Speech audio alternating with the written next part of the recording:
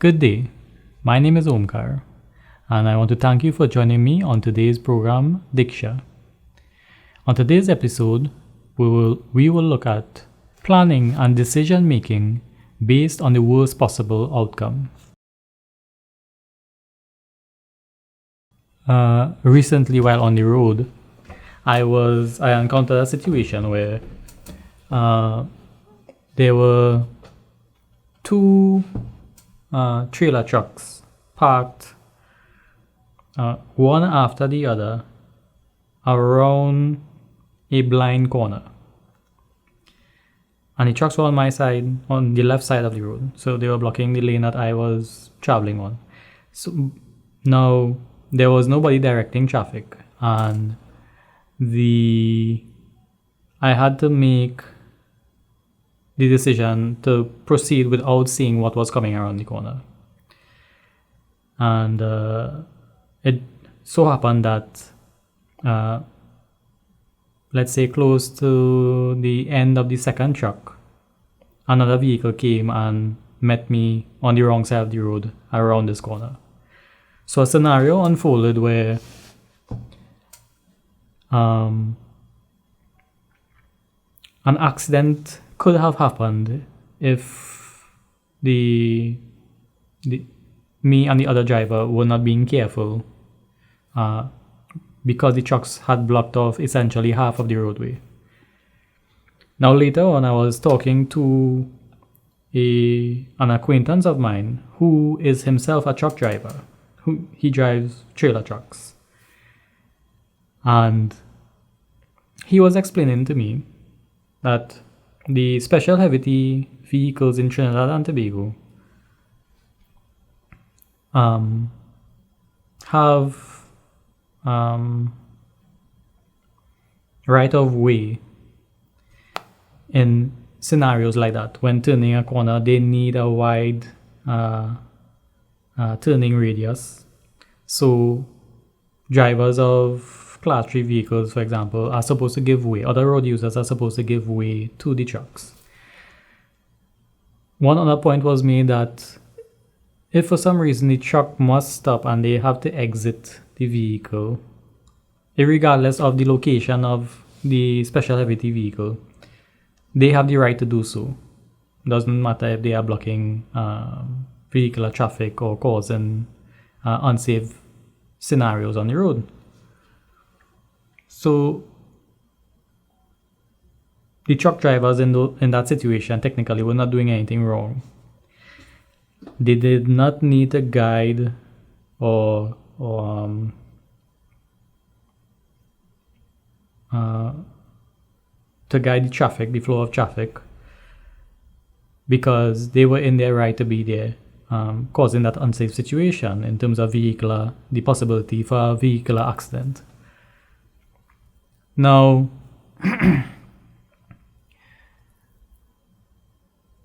in the best possible situation, which is the truck was on the corner, stopped, and both vehicles on the left and the right lanes could pass easily,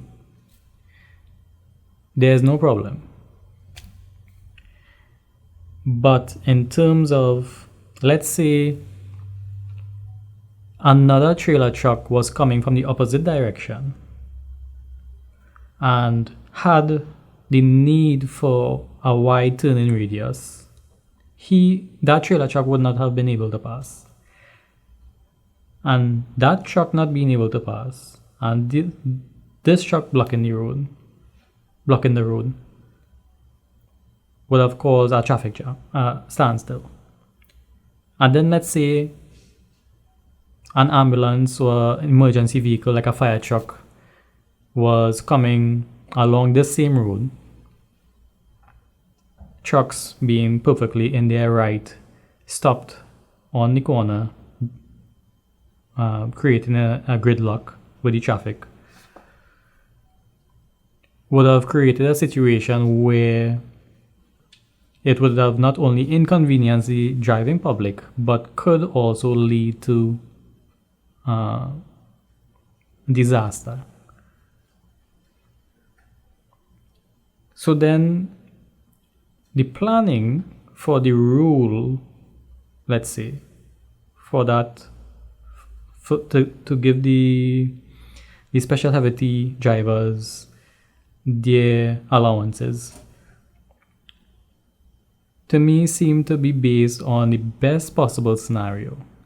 Now I'm not, I'll show you how we can superimpose this train of thought onto other ideas, but I'm just trying to make this point with this particular scenario. So the planning for the special heavy allowances took the best possible scenario into consideration. And it seems more logical to take the worst possible scenario into consideration. So we will have to look at, we have the fixed width of the roadway, the carriageway. We have the allowances needed for 2 special heavy trailer trucks to pass simultaneously.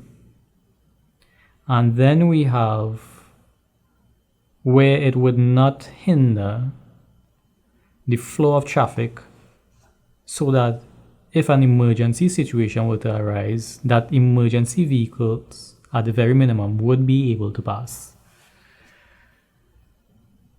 which would be more logical, as it would contribute towards maintaining proper social order.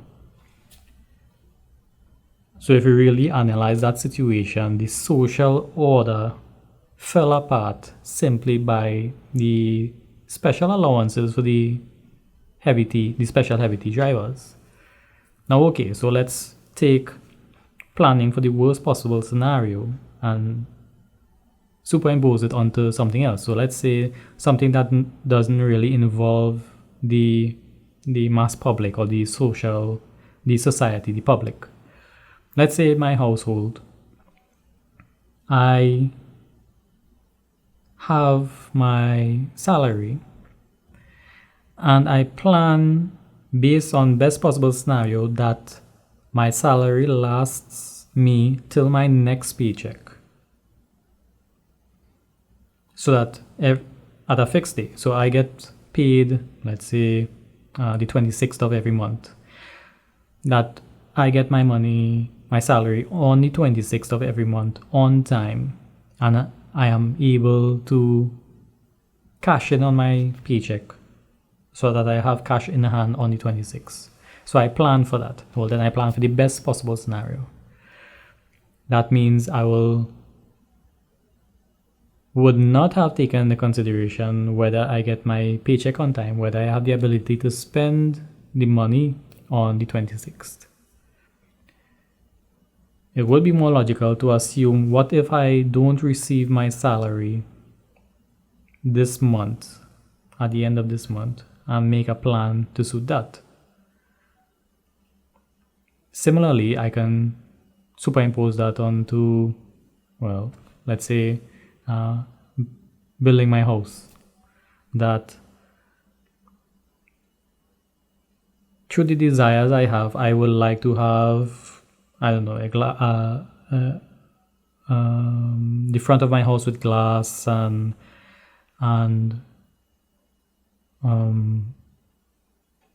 I have a huge winding stair inside my house, and it's really nice, really modern house. Now, in terms of desire, best possible scenario, it looks really nice. It's a beautiful house. People admire it. It's modern. It looks rich in terms of it exudes status, high status.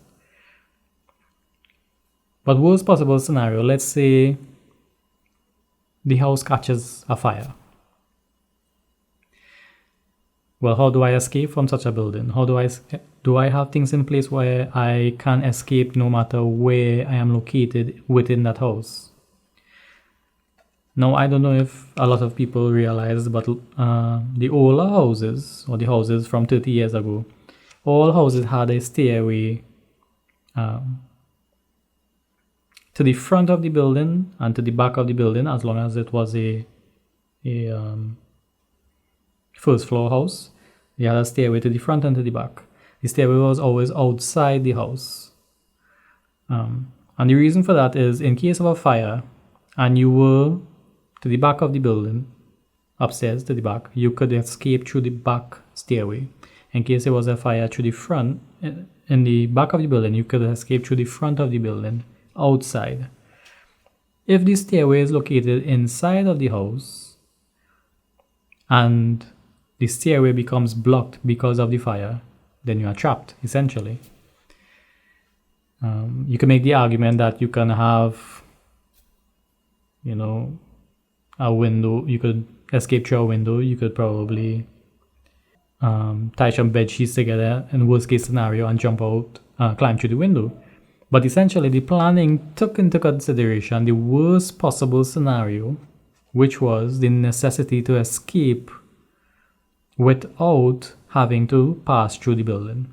And that is what proper planning was, in terms of taking worst case scenario into consideration.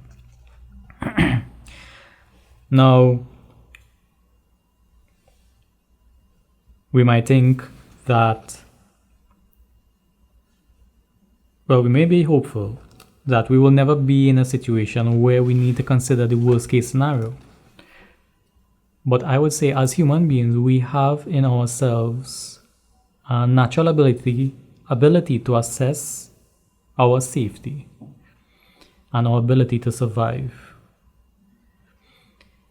And how we know, or how we can feel to ourselves what that ability is in how comfortable we are. How safe we feel transpires into our level of comfort. I think we tend to rely on financial stability alone to assure us of comfort, in that we think, I have so much of money saved, I have so much of assets, that I will be comfortable as long as I can rebuild. However, in terms of physical safety and safety of our, let's say, family unit, we can realize in a situation whether we feel safe or not. We can realize in our homes whether we feel safe or not, whether it's the environment around the home, or it may even be the planning within the home in terms of structure. In that, if I do not take into account security when I am building, and I build a home that I know to myself to be not easily securable, I would not feel comfortable. If I do not feel comfortable or safe, if I do not feel safe when I am outside of my home or on the roadway, I will not feel comfortable. And after a while, having no level of comfort, let's say accumulated level of discomfort at home, on the roadway, at work, in social settings, leads to a build-up, and that build-up is summed up as fear, which is, you have a certain level of discomfort all the time, in all scenarios, that you feel uncomfortable, and that will give rise to fear. And because of the nature of that discomfort, it would not be a clear-cut solution to find for that fear. And that fear, over a prolonged period of time, could give rise to aggression, in that we, in a constant state of being fearful, will begin to assess all situations as being dangerous, or to perceive situations to be dangerous. And in perceiving situations to be dangerous, no longer have the ability to safeguard ourselves, which is one, that there's no natural feeling of safety. We can have this, and right now we can see this where on the roads people don't feel safe. because there's a certain level of discomfort. And this discomfort comes from, well, what we, a little bit from what we don't know that is going to happen, but also from what we perceive as being unsafe on the roadway.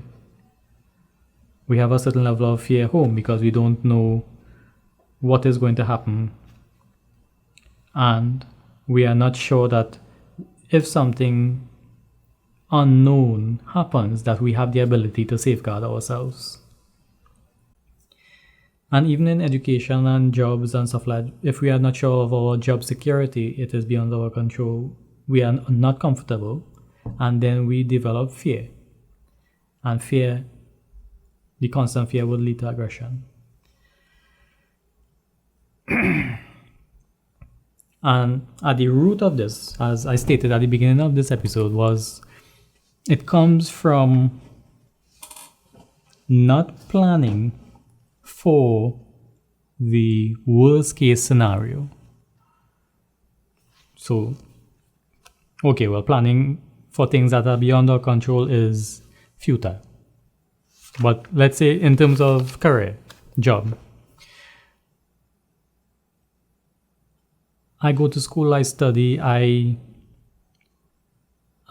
place all my trust in, most of the times, the first job I find, that this occupation is going to be the means by which I survive for the rest of my life, because that's how we've been educated. You go to school, you find a job, you work at that job, at that career for the rest of your life until retirement, and that is your safety. Well, then you have planned essentially for the best case scenario. Well, what if you don't have that job? What if through some disability you can't work anymore? What if you get ill? What if through circumstances you are unable to work because you may have to take care of some family members or something like that?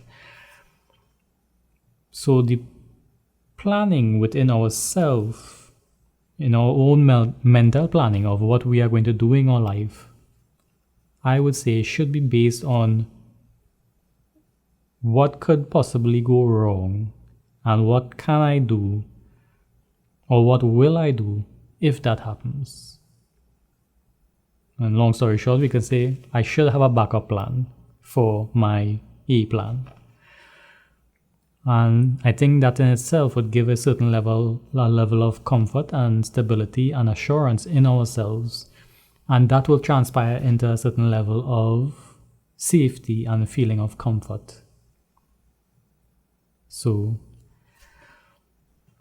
all this came from the scenario with the two trailer trucks. So, I kind of took it step by step into a situation where I would say to find a solution for what would I do if a worst case scenario were to happen. So I thought I'd share that with you on today's episode. I hope I put forward some points or some ideas that may prove useful or helpful. My name is Omkar, and I want to thank you for joining me today on Diksha. Feel free to leave comments on our Facebook page, and I will see you next time.